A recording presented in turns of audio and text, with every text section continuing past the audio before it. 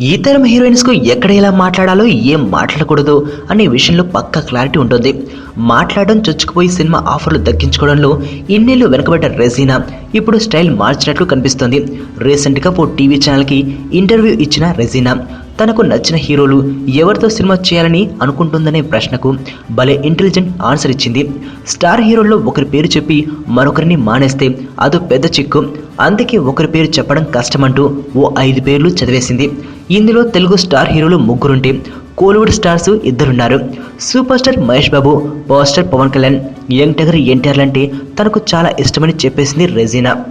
ఇక తమిళ్లో అయితే విక్రమ్ సూర్యుల యాక్టింగ్ అంటే మాత్రం విపరీతంగా నచ్చిస్తుందని రెజీనా చెబుతోంది.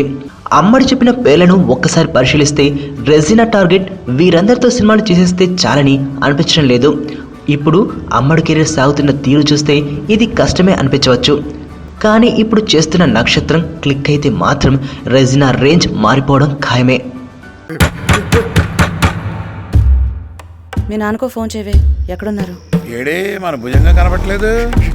అమ్మా అమ్మా నాన్న ఎక్కడమ్మా? ఆయన ఎక్కడుంటారో శివగాడికి తెలుసు. సార్ పొరపాటు జరిగిపోయింది సార్. 1 కాదు 2. ఎవరికి తెలియకుండా కాపాడు. నాన్న హలో